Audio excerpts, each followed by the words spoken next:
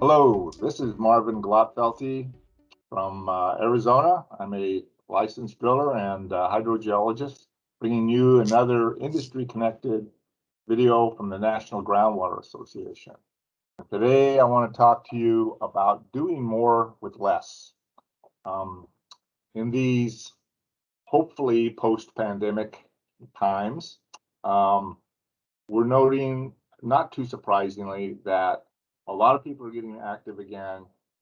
There's a big urgency for water, certainly in my area, um, and I think in many areas. And that's no surprise to us. We know that groundwater is critical, and we're doing a lot of work to get things done. But materials are costly these days. Chlorine, steel, everything's hard to, and it's not readily available. The delivery times are a little longer. That's just the way it is. We can work with that, but a thing I continue to hear, and this is even goes back to pre-pandemic times, is um, staffing. I had a driller tell me just earlier this week that anybody with a good credit with their bank can buy more steel and get more drilling rig equipment, but hiring staff, that's tough. And so doing more with less, I think, goes to personnel a lot. Now we've switched to a lot more Zoom meetings, a lot more Teams meetings. That's fine. We're all getting used to that. We're remembering how to not, point our cameras in bad places and things like that. But what about the fundamentals of keeping good people and training good people? That to me is the essence of doing more with less. So whether you're a hydrogeologist or a licensed driller or a water system operator or an engineer, it doesn't matter. The fundamental thing is you've got a learning curve, and it's not trivial. It is substantial. I know in our firm, we get a new person. This is a person with a bachelor's or master's degree, typically, occasionally with PhDs. We're going to send them out to the sit a drilling rig. They are not, we don't, when I was young, they would say, okay, here's your instructions. Here's a map to the site. Bye. That is not training. That is kick the little bird out of the nest, which is not the best way to do things. I struggled through, but that's not what should be done. So there should be, here's what you do. Here's what you document. Here's what makes a difference. Here's what doesn't. Here's health and safety considerations, all these things. That is necessary. And so we go through that, and we send more new people with more seasoned people so they can learn, they can be on this learning curve. That takes about a year before they're even catching their pace, and then maybe several years before they're comfortable enough with it and knowledgeable enough with it to start mentoring and teaching other people.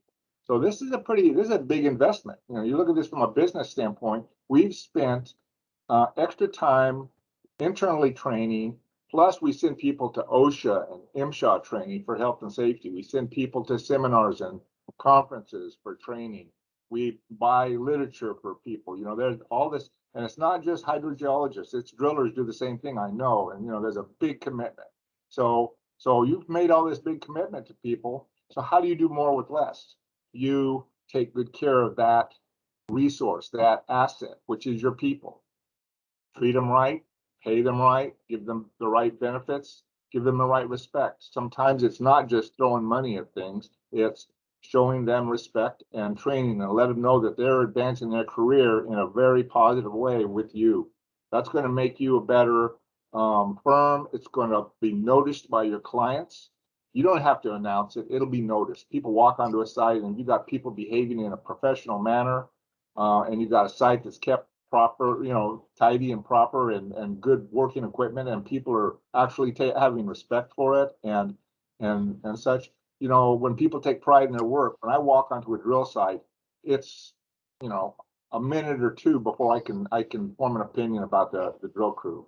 And it's really about the crew. The steel is what it is. It might be old. That doesn't mean it's not good crew, especially like old cable tool rigs. I don't think there is such thing as a cable tool rig that's not old. It's not at least older than I am. But that's okay because they work great still, and they will, when I'm long gone. So that's fine. Same true with many other types of drilling equipment. But the people, that's what we come down to. So treat your people right, treat them with respect, continue to mentor and teach them. That is how you can do more with less. Because those people, if they leave, now you're starting all over again. And you got the revolving door thing. That is the thing to avoid. Don't pay cheap and just figure that they're a warm body and anybody can turn a wrench and that's all. That will not serve you well, that mentality. So stay away from that, and you'll do better in business and provide good groundwater for the world. So thank you very much, and I'll talk to you next time.